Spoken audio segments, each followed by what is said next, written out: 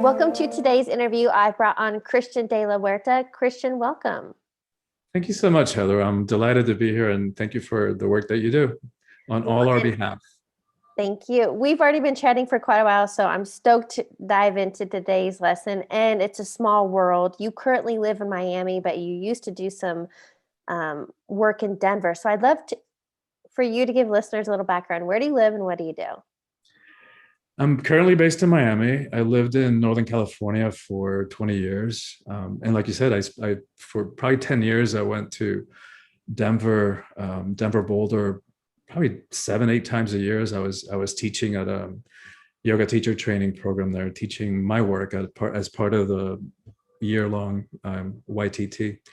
For the last 30 years, I've been leading workshops and personal transformation coach. I do retreats. I'm an author, and it's all the work, no matter how it reveals itself. It's all about reconnecting us to our authentic selves, to ultimately remembering who we are essentially. And this last expression of my work is about how do we step into power, personal power, in a way that is congruent with that essential nature. So in other words, stepping into power in a way that is not hierarchical, that doesn't require for us to push anybody down, to step on them, in order for us to prop ourselves up and feel powerful. Pardon the interruption. If this content is resonating with you, I want to offer you some additional resources. Check out my website, heatherhakes.com, and take the free life assessment. This is a great tool to take inventory in life where you're feeling in alignment and abundant, and where you're feeling stuck, stressed out, or, as someone recently emailed me, completely ruining my life. I've also created a self-study course all about mindset and manifesting. Again, check out my website, heatherhakes.com, and click on course.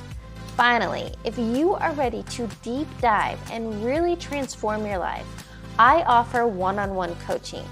I will teach you what has taken me years and tens of thousands of dollars to learn, in which you can start implementing right now. To learn more and schedule your free strategy call, visit heatherhakes.com/coaching. Now, back to regular programming. Well, because I think what we're conditioned to believe is that there's competition and you have to be achieving and efforting to get ahead of the guy. There's not going to be enough. Yes. But something that A Course in Miracles teaches is that we are all equal. There's equality completely. There's no hierarchy. But how do you shift that perception when that's what we see? That's what is, the media tells us.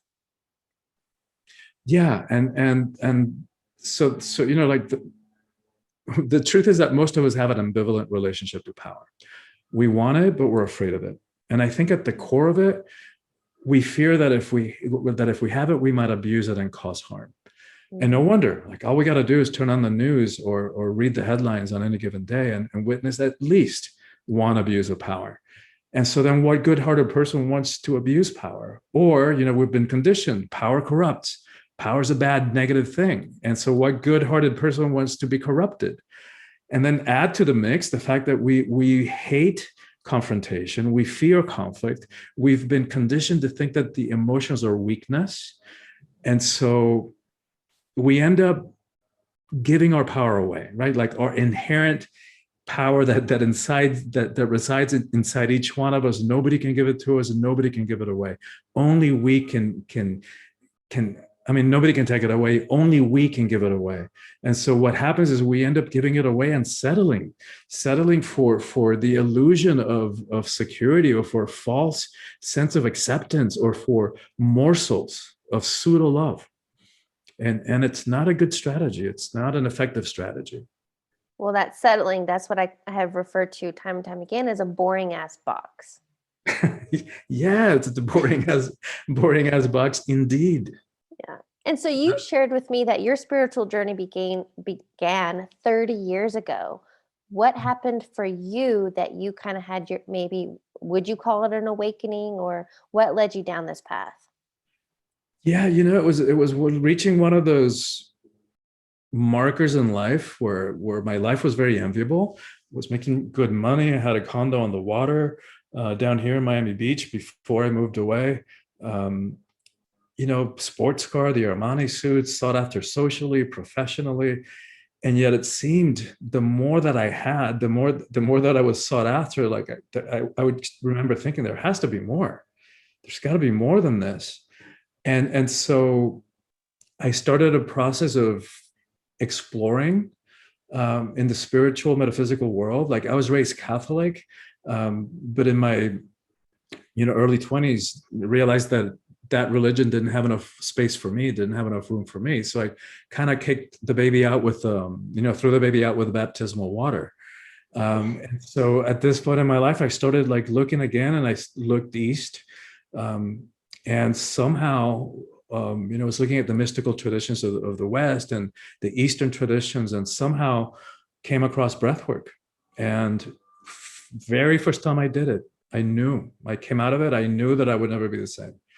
And I knew that I had to do it again, and that I had to give it to others. I didn't care what it cost, where I had to go. I knew I had to do it again and learn how to do it, how to facilitate it. And I had been on a track to get a PhD in psychology. I come out of that tradition. My father was a psychiatrist.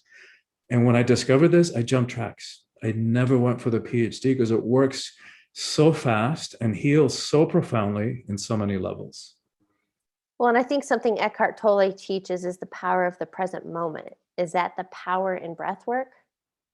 That's one way to look at it. I've had a lot of people tell me over the years, people say, I've been sitting on a meditation cushion for 20 years, 30 years to have that moment of no mind that I got to in breath work. So that's one way to explain what happens. Another one is to say that,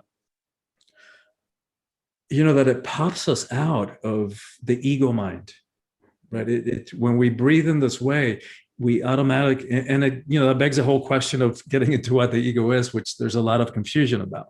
But a simple metaphor is that if we put a baseball in the center of a stadium, that's the ego.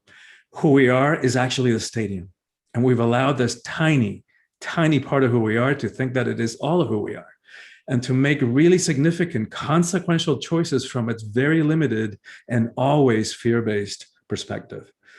So I think one of the things that happens in breathwork is like we pop out of the realm of the ego, the limitations of the ego, the fear of the ego, and suddenly we have an experience of ourselves in the realm of the stadium. And that's profoundly, profoundly healing and eye-opening and irreversible. So that was a phenomenal visual. I love that because I am so visual. And to see, to imagine this little small ball, but that's all another way to talk about it is we live from a very limited perspective, but that was such a great visual, this little ball, and what we really are, we are the universe, right? But we think so question for you, on that note, so breath work that I know that I've been taught, especially through yoga teacher training, is, things like alternate nostril breathing and breath of fire. And what breath work are you talking about? Yeah, and those are all beautiful breathing practices, pranayamas, the type of breath work that I'm talking about is also pranayama, but it's longer. Like you do it for an hour and a half. And it comes out of the yoga tradition, but it was discovered independently here in the West about 40 years ago, in the Bay Area in California, by a man by the name of Leonard Ward, who was in a hot tub playing with his breath, and suddenly, boom, had this amazing expanded state of awareness. So there's a bunch of different modalities. Breathwork is sort of like an umbrella term. There's some modalities that you do it for longer, like 3-4 hours even. The one that I practice, it's you do it for an hour and a half, and Heather, just amazing things happen. It's like not only does it heal at every imaginable level, that like emotionally, I don't know anything more effective in healing past trauma, and I'm talking serious traumatic stuff of people that I work with and have worked with, mentally, spiritually, it even heals physically. And I know that sounds too good to be true. To my logical, scientific mind, that's still, after 30 years of talking about it, it still sounds too good to be true. But I can't argue with results. It works. And I've witnessed too many healings happen. to question it. Well, that's the baseball, right? Yeah, exactly. Yeah. Exactly. Okay, so question, when we're talking about breath work, how are you connecting mind with body? Yeah, and that's a great phrase, because I think it was Thich Nhat Hanh who says that the breath is what connects heaven and earth. So, one way that we can talk about it, they haven't really done the scientific studies like they have with meditation or even with yoga as to what's happening in the body, in the brain when we're doing these practices. There's so much research on meditation. Breathwork isn't there yet. From a psycho-spiritual perspective, when we breathe in the circular, connected manner, what's happening is we're flooding the body with life force, with prana, chi, with the intelligence of life, which courses through the meridians of the body, the energy channels, which now we do have scientific evidence for as of last year or the year before. And until that energy hits a block, an energetic block, and it begins to dissolve it. What the energy blocks are places where we have stored past trauma or suppressed emotions. Because what used to be spiritual teaching, that everything is energy, now we know from physics, from quantum physics, that it's true. Everything is energy, including the body, including the emotions. So just because we weren't able to feel something and to own that emotion and to give it voice, how many times have we suppressed our emotions out of fear? Like if we really said something, we feared for the survival of our relationships or whatever. But so every time we stuff and we swallow those emotions, every time we say yes, but inside we feel no, and we swallow it, that doesn't go away, right? That stays in the tissues of the body. And what happens is after years and decades and a lifetime of suppressing that, we walk around with layers upon layers upon layers of emotional crap. And then here we are trying to have a relationship in the present. It's all getting filtered through that lifetime of accumulated emotional crap. It boggles my mind that any relationship can work, because we haven't been taught how to hold them, how to approach them, how to contextualize them, and we sure haven't been told how to clear ourselves and this of that emotional crap. And this simple breathing practice does it quickly and effectively. Well, and something I've heard tons is that any dis-ease in the body a lot of times is trapped emotion. And there's tons of modalities, right? There's EFT, Yes. tapping, but yeah, if you think about it, if you have chronic pain in my knee, so I have a book by Louise Hay, You Can Heal Your Life. Love Louise. She's the OG. And well, to me. But I go to her book when I'm having like a shoulder issue or in my knee or my foot. And she does talk about trapped emotions and a new affirmation and to release it. And it is crazy. I think that is the power of the mind. But even since you kind of touched on quantum physics, are you familiar with Dispenza? Sure. The Joe Dispenza, yeah. So I went to his week-long retreat, and his breathing techniques, I mean, those are like freaking another world, but that's what he calls them energy centers. Yogis call them chakras. Yeah. But these different points in our body where literally emotions can be trapped, a lot of times is sacral. Is that our sexual energy? Yeah. No, and you're absolutely right about the physical consequences. Like that emotion, either what happens is we stuff it, and we stuff it, and then we stuff it again, and then the next unfortunate person comes and rubs us the wrong way, and we explode, right? All that suppressed energy comes out inappropriately, ungracefully, and we bring harm to our relationships. And then we have to salvage them if we can, or it's going to come out one way or another. Energy cannot be destroyed, also from physics, right? So it's either going to express inappropriately, or it's going to start showing up as bodily symptoms. Yeah. Like you're talking about.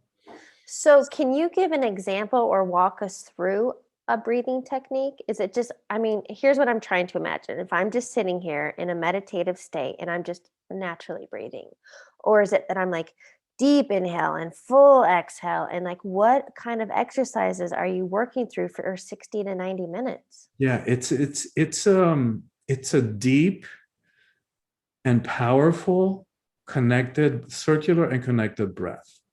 This one is done in and out the mouth. And I wouldn't recommend just anybody doing it, even though the technique of it is simple.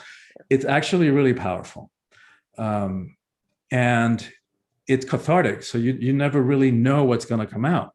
So Eventually you can be taught how to do it yourself. But in the first, I would say 5-10 sessions, I would highly recommend doing it with somebody who's trained.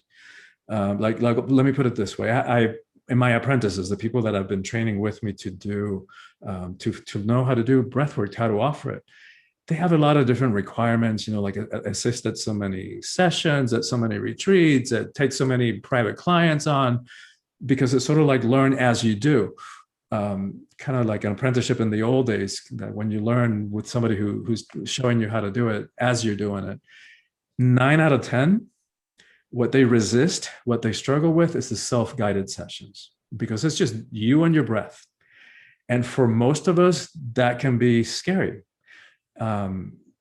Because of what so it's good to have initially to have somebody there holding space, sitting with you, holding space and taking care of you, so that the ego mind we're talking about, the little baseball, can feel relaxed enough to open up and let go of all the stress and the trauma that has been, and the repressed emotion that it's been holding on to, making way for healing to happen. Well, what that makes me think is, because it's going to be a level of discomfort, right? Because you don't want to, that uncertainty of what it's going to feel like. So if you're trying to do it on your own, you're going to stay in your comfort zone of like not pushing past that wall, just to, for example, so I did ayahuasca a year ago.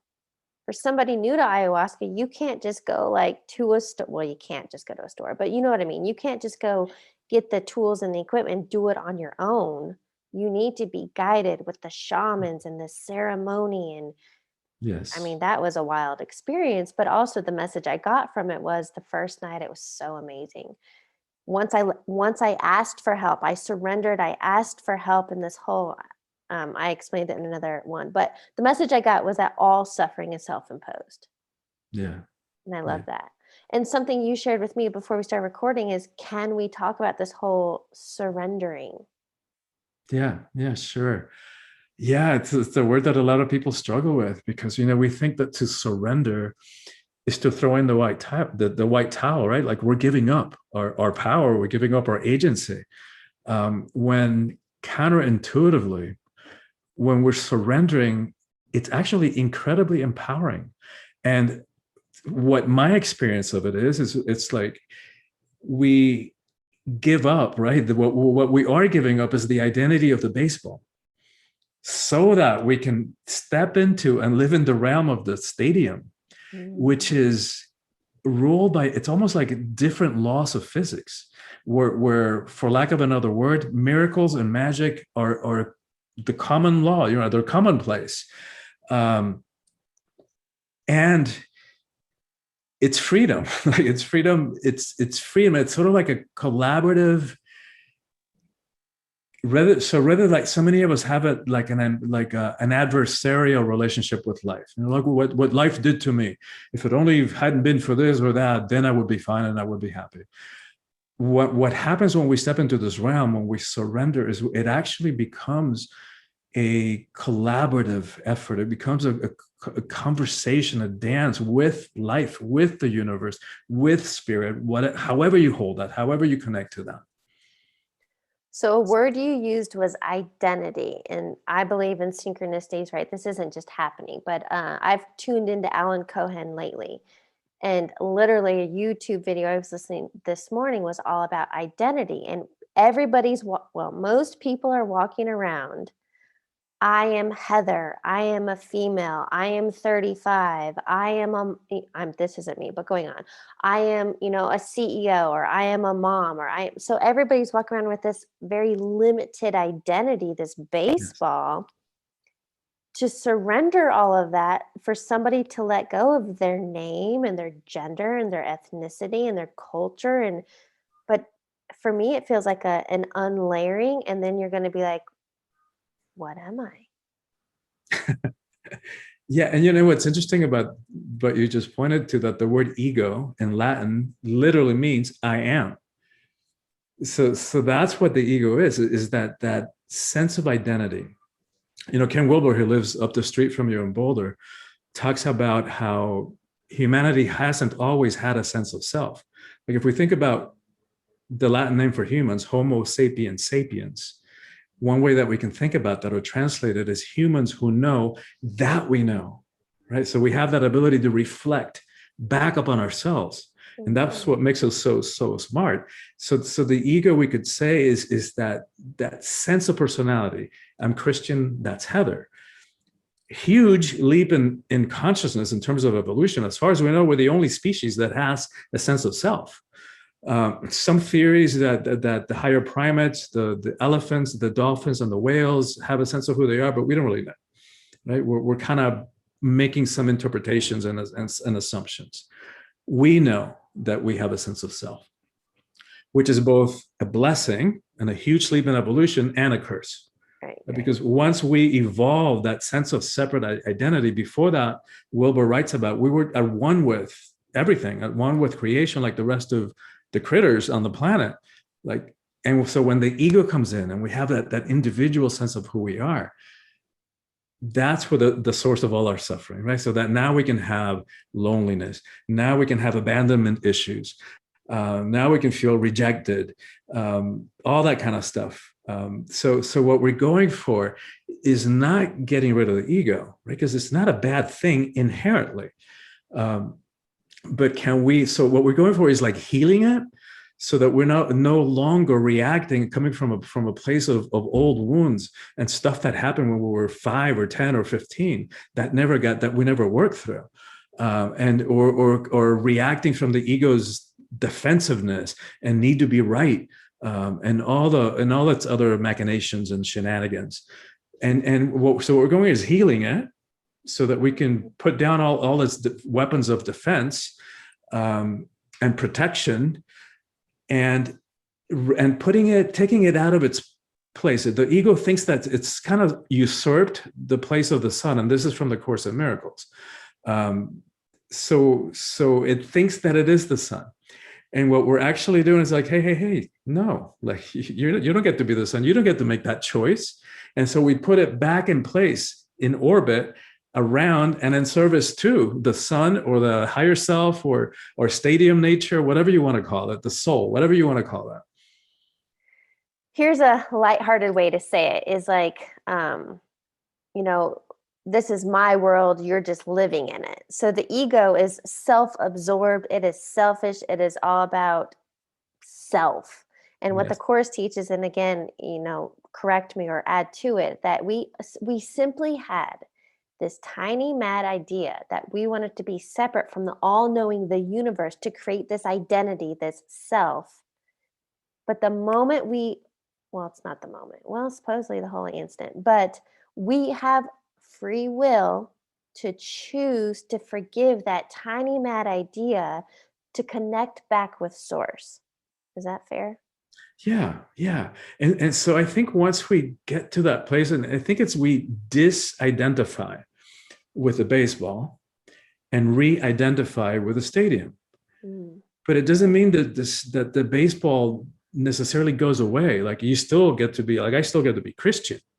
You still get to be Heather, but we're just not stuck in its tiny little baseball look, like baseball eyes, looking all stuck in fear and abandonment. You can actually have a sense of freedom and feel connection as you're having a sense of identity, of personal identity. So you kind of come in and out of that. And I guess the word that comes up for me again is just freedom. Whereas to me, the ego is just, it's a self-made prison of limitation and fear. So something I was sharing with my mom actually yesterday was, I'm a very huggy person. I love touching. I've been told for ages that I give the best hugs because I go and I squeeze, like these are real. Yeah. But again, the Course teaches that we are not these ego identities. We are not 8 billion different people on earth, that we are all connected, you and me and my neighbor and that person that annoys me and that family member that frustrates me. If we are all one, and if I can just remember the light in them. And so I told her, I was like, Mom, I kind of have this desire just to go around and just, have you seen the t-shirt Free Hugs? Yeah, sure. I just want to go around and love on everybody.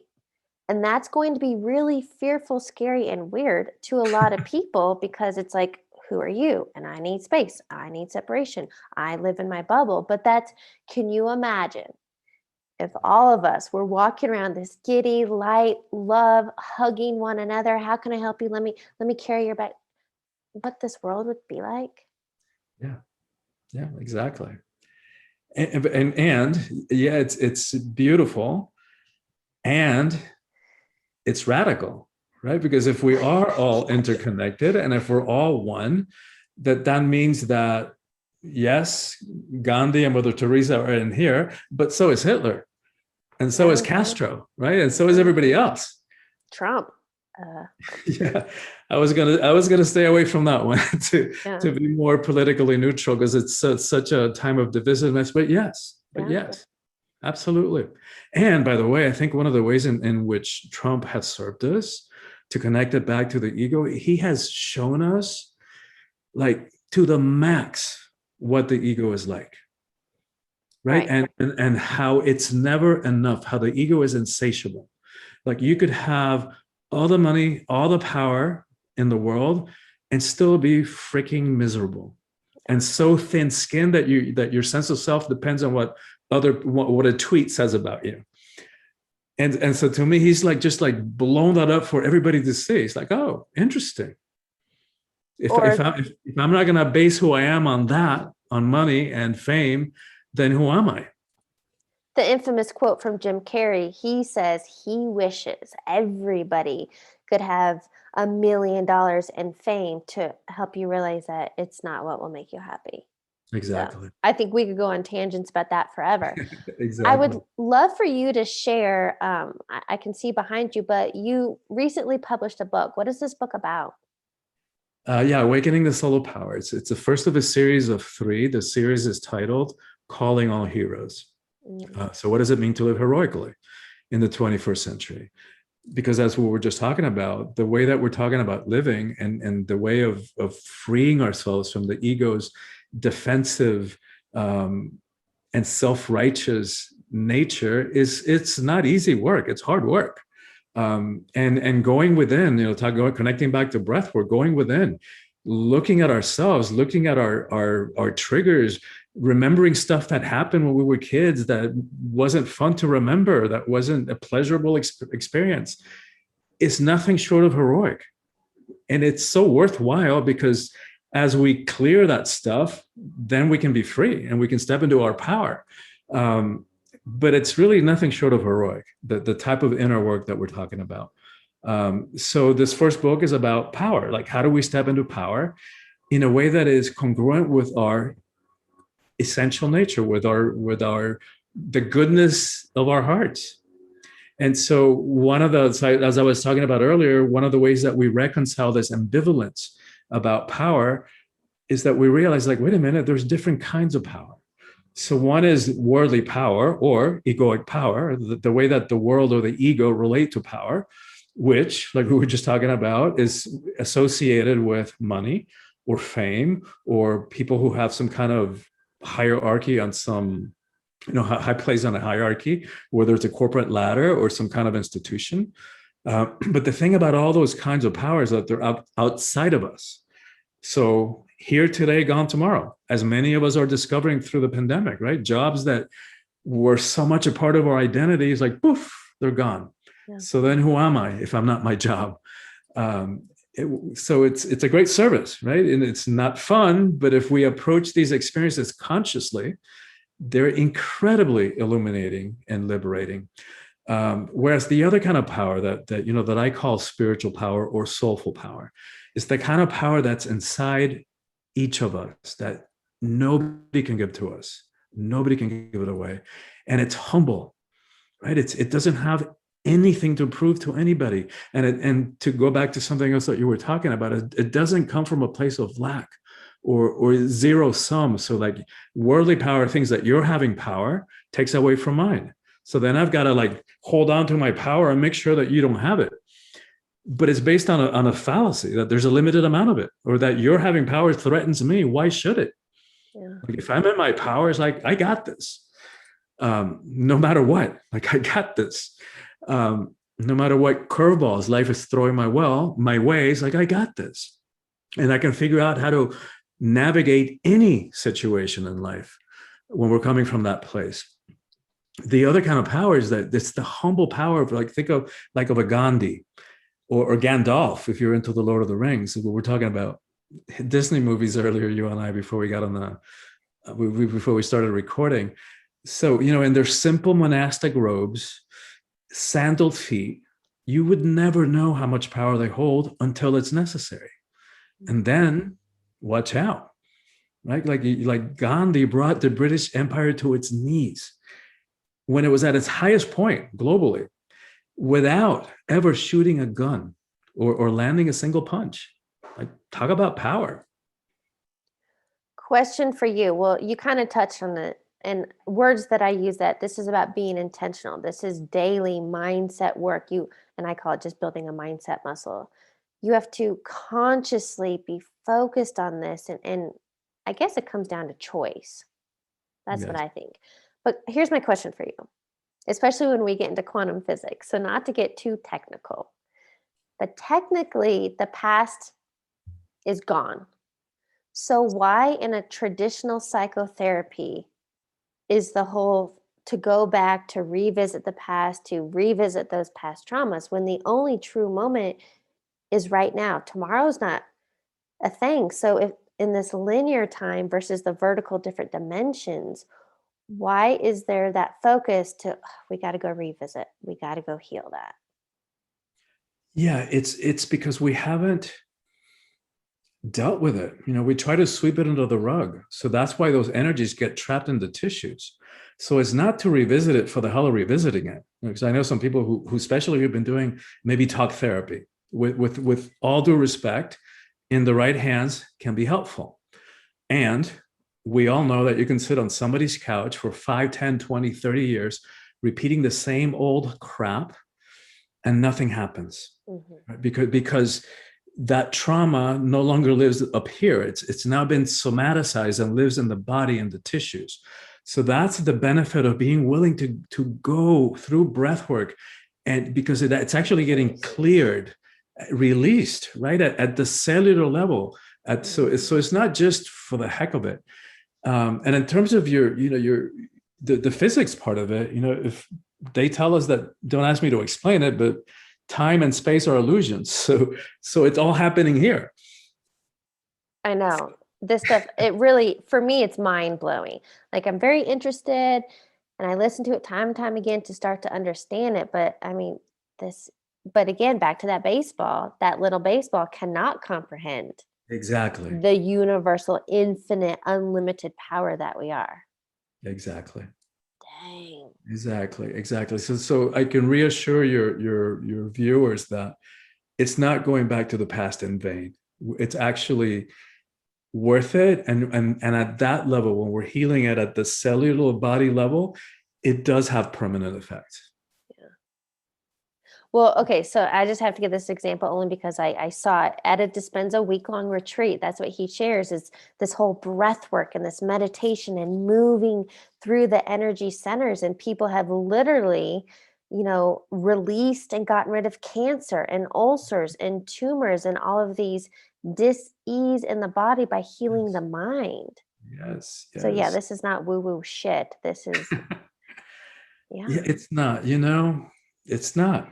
Like, stuff that I've seen is just like, there's no rational explanation. I can't tell you what's happening, how it can heal physically, except for this. Here's the part of it that makes sense to me, and it's a psycho-spiritual interpretation or understanding.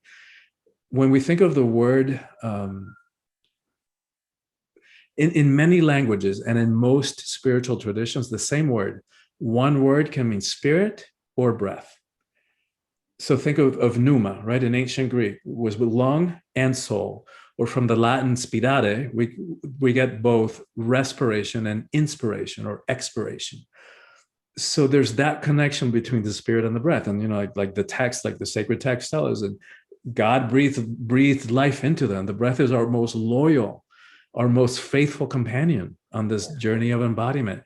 So that's the way that I ultimately understand how this practice can be so profoundly healing and ecstatic. So you can have some of the most amazing, blissful, experiences of oneness. Like I often hear from people, like you were talking about ayahuasca, people will often tell me, I got to the same place using the breath that I did during my sacred medicine journey.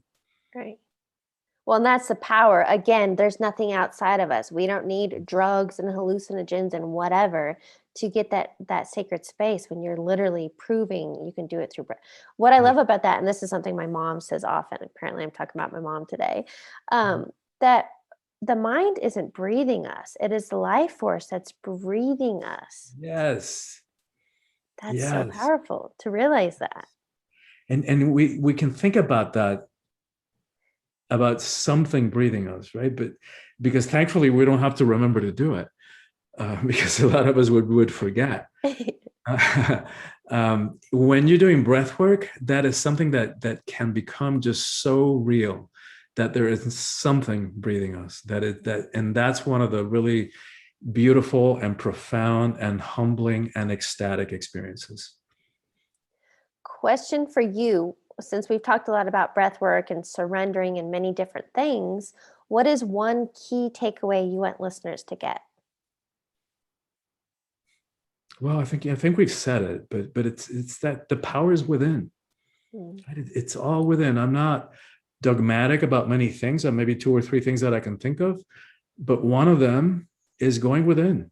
Like if you want to be free, if you want to have a life that is filled with meaning and purpose, if you want to have relationships that have a chance at working, there's no way around it. Like you got to go within. You got to face yourself, and it's not easy. It's heroic, and it's so worthwhile, right? Because it's almost cliche to say that if you really want somebody, if you really want to love and to be in love, and to receive love, you got to love yourself. And the only way we're going to do that is by knowing ourselves. And the only way to do that is by going within. So I don't see a way around it. If you can, tell me, because I'm not really dogmatic about it. It's like, I just don't see a way around it. So wait a minute. Freedom isn't in my next purchase or relationship or travel or diet fad or... You know it. Yeah, that's so powerful and 100% true. You know it. I'd love to wrap up the interview, and I have a couple rapid fire questions for you. All right. What is a quote or motto that you live by? Good question. One of my favorite quotes, and I'm not going to do it justice, but it's from a poem by Hafiz, and it's called God and Drag, and the last part of it, he goes, sweetheart. Oh, wait a minute. How does he go? Oh, you're a divine elephant with amnesia, trying to live in an anthole. Like, wow, you're a divine elephant with amnesia, trying to live in an anthole. Sweetheart, oh, sweetheart, you are God in drag. Wow. And that's another visual. We're an elephant trying to live in an anthole. Is that amazing? Stop doing that. Go within. Amazing. What is a book you're currently reading or highly recommend? I'm not reading anything right now because I've just finished writing this book, and so I read a bunch of books for that research. Book I highly recommend. Easy to read. The Universe is a Green Dragon, and it's it's written by a cosmologist, by a physicist, Brian Swim, who teaches at the California Institute of Integral Studies in San Francisco, and I know him. I've met him, and it's a great little book. And what he does is he applies some of the principles that govern the cosmos, the stars, to the human experience. Because much to the surprise of some humans, we are part of the cosmos, right? We are part of nature, so we're ruled by the same exact principles that govern the stars. So, for example, he talks about cosmic generosity, and he talks about how when a supernova gives up its form, right, gives up its life, what happens, out of that ultimate act of generosity, suns and moons and planet life comes to be, life occurs. And he talks about how 99.999% of the atoms in our body are exactly the stuff, the atoms that are found in the stars. So that we can literally, not poetically, not new agely, say that we are star beings, that we are made of star stuff. And so then this is me, like running a little bit longer with his teachings. So that means that we have that cosmic generosity hardwired into us. And so I think about, because I love to speak and teach about bridging the gap between sexuality and spirituality. And so I talk about how, what if we approached lovemaking with that sense of cosmic generosity? So rather than trying to get off, not that there's anything wrong with that, but what if we approached it not in a doormatty way, but in that sense of giving ourselves away in that act of lovemaking? And I know for me, before I knew breathwork, before I knew meditation, the only time I could get that crazy monkey mind, that ego mind, to stop was in the act of lovemaking. That's when I forgot, right? That's when I could get lost in that experience. So if we approached it, and I know since you're a yoga teacher, you'll really appreciate this. So namaste, right? The word that we kind of overuse because we use it without really feeling what it means. Like, so if we really live by the sacred in me, the God in me, the light in me, that which is the love in me, that which is highest and best in me, sees and recognizes and bows to and makes love to or love with that in you. Like, wow, now we're talking. 100%. Now we're talking. Final question for you. What advice would you give your younger self? Oh God, I was thinking the other day, wow, if I could only know, right? The lost power of youth. That if we could only know then what we know now. I think it's to be patient and to, if I could impart the self-love, the understanding, knowing who I am to the younger me, it's like, oh my God, what all the pain I would have saved myself. And if I could have given my younger self advice, is like, go breathe, like go find somebody and do breath work quickly, stat. Yes. Well, now you can teach the younger generations. Yeah. Christian, thank you so much for joining me today. Thank you, Heather. I loved our conversation. You asked me stuff that nobody else has in all these podcast interviews. So I really appreciate you and appreciate all you do on all our behalf.